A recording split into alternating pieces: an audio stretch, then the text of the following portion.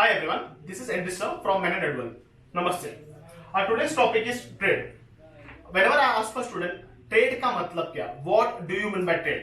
I always get a reply from a student, Sir, trade का मतलब होता है buy and sell. Sir, trade का मतलब होता है give and take. Sir, trade का मतलब होता है export and import. Yes, trade revolves around all these things. जैसे यहाँ पे मैंने मीनिंग लिखा है, ट्रेड का मीनिंग है buying and selling of goods and services. I repeat, trade का मतलब है buying and selling of goods and services.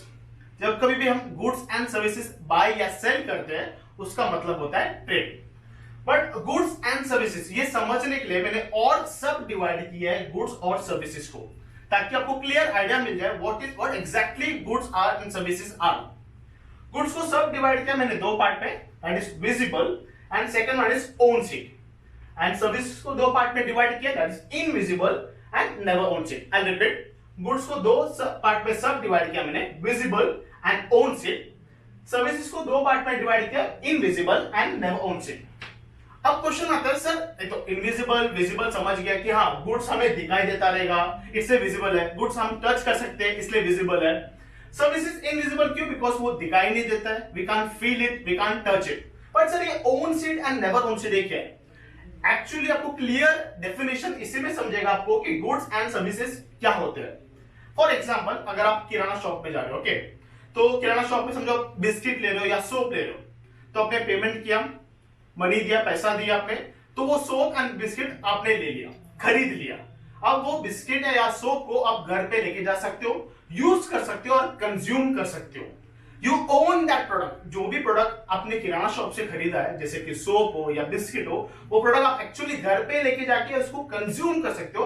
अभी वो प्रोडक्ट का ओनर आप हो गए हो, तो यू ओन द गुड. जो भी गुड्स रहते हैं आप उसको ओन कर सकते हो, आप वो उसका ओनरशिप आप ले सकते हो. अभी सर्विसेज का एक simple example I give you.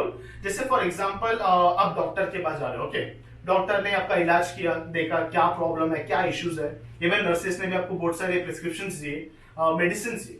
तो आपने जो पेमेंट वहां पे दिया या फीस जो आपने पे किया वहां पे, वो सर्विसेज का आपने पेमेंट किया, वो फीस आपने, वो सर्विसेज जो डॉक्टर ने दिया था उसका फीस आप पे करो वहां पे.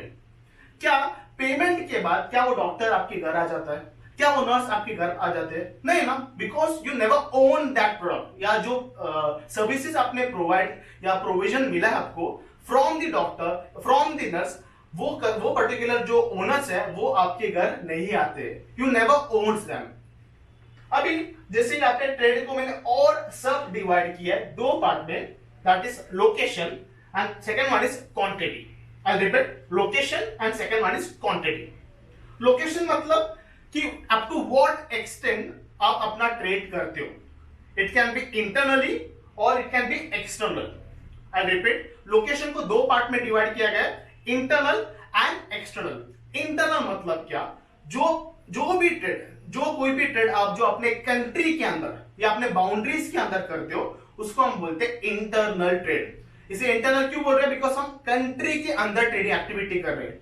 हमारे जो बाउंड्रीज है, हमारा जो बाउंड्री का जो लिमिट है उसके अंदर रह के हम ये ट्रेडिंग एक्टिविटी कर रहे हैं. इसीलिए इसको हम क्या बोलते हैं? इंटरनल या डोमेस्टिक ट्रेड.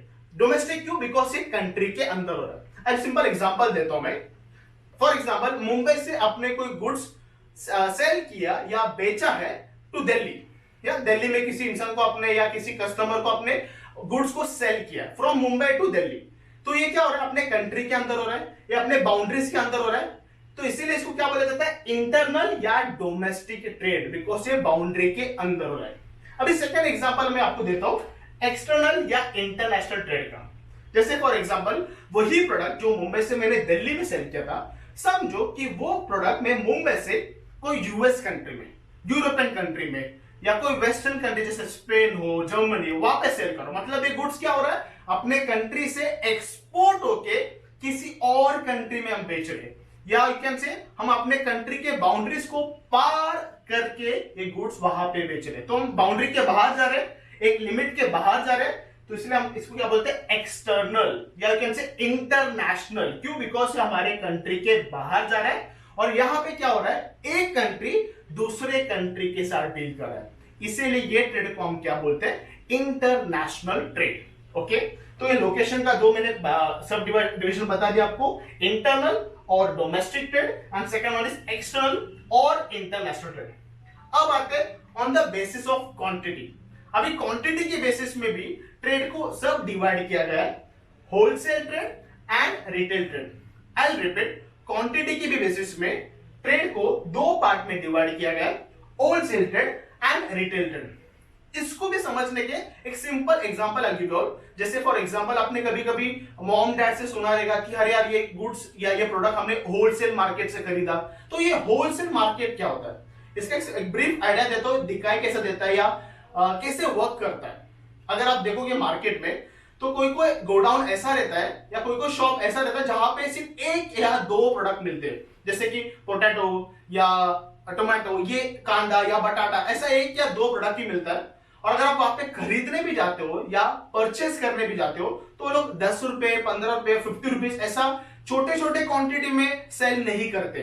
वो किलो किलो, केजी में लोग डील करते, बड़े बड़े क्वांटिटी में डील करते। और अगर आप वैरायटी देखोगे वहां पे ज्यादा वैरायटी ऑफ गुड्स नहीं दिखाई देता है, वहां पे सिर्फ एक या दो वैरायटी, जैसे मैंने आपको एग्जांपल दिया था टोमेटो या पोटैटो, या कभी कभी एक ही प्रोडक्ट वो लोग बेचते हैं। बट बेचते वक्त वो लोग स्मॉल क्वांटिटी में कभी भी नहीं बेचते, हमेशा बेचते वक्त वो लार्ज क्वांटिटी में ही सेल करते हैं। तो होलसेल का एक दो सिंपल पॉइंट अगर समझना है तो first one is sales in a large quantity and second point is less variety. तो होलसेल का दो पॉइंट, दो सिंपल इजी पॉइंट है अगर आपको समझना है तो। One is large quantity and less variety. तो होलसेल का दो फीचर है, large quantity and less variety. Retail trade उसका ऑपोजिट। ये आप डेली रूटीन या कभी भी घर से कोई आपको मॉम ने बोला कि कुछ सामान लेके आ या कुछ चीजें लेके आ, तो हम हमेशा वो घर के आजू बाजू जो लोकल शॉप्स रहते हैं, जैसे किराना शॉप रहते हैं, तो हम वहां पे जाते हैं ना, तो अपने वहां पे क्या देखा रहेगा, आपने ये देखा रहेगा कि वो ऐसा शॉप है जहां पे बहुत सारा वैरायटी ऑफ गुड्स देखते हो। अगर सोप देखोगे तो सोप में बहुत सारे वैरायटी रहते हैं, शैम्पू तो बहुत सारे वैरायटी रहते हैं, फरसन भी रहता है, मैगी उसमें बहुत सारे वैरायटी रहता है। तो ऐसे हर एक प्रोडक्ट का बहुत सारा वैरायटी वो लोग बेचते हैं। तो ये होता है रिटेल शॉप। इसका और एक फीचर्स क्या है, जब कभी भी आप ऐसे शॉप में खरीदने जाते हो, क्या आप किलो किलो में या लॉट में खरीदते हो, क्या आप बल्क में खरीदते हो, क्या नहीं।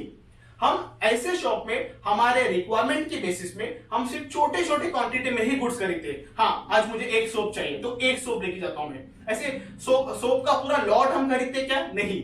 जितना रिक्वायरमेंट है, जितना नीड है, उतना ही हम खरीदते हैं। तो रिटेल ट्रेड का जो दो फीचर्स है वो टोटली ऑपोजिट है होलसेल ट्रेड का। क्या फीचर्स है, एक तो है large variety and less quantity. इसमें क्या था, लार्ज क्वांटिटी लेस वैरायटी ना। तो रिटेल ट्रेड में उसका ऑपोजिट है, यहाँ पे बहुत सारा वैरायटी आपको दिखेगा, बहुत सारा सोप, बहुत सारे different types of noodles, different types of shampoos, ऐसे बहुत सारे डिफरेंट टाइप्स ऑफ वैरायटी आपको दिखाई देगा। पर जब खरीदने का बात आता है तो आप छोटे छोटे क्वांटिटी में ही खरीदते हो। तो मैं फिर से फीचर्स रिपीट करता हूं, होलसेल का क्या था, large quantity less variety. Retail trade का उसका ऑपोजिट होता है, large variety and less quantity. Okay, तो आज ये ट्रेड के रिगार्डिंग मैंने आपको इंफॉर्मेशन दिया है। नेक्स्ट लेक्चर में I give information regarding the auxiliary to trade, मतलब ऐसे क्या क्या चीजें जो ट्रेड करने के लिए सपोर्ट करती है। Thank you.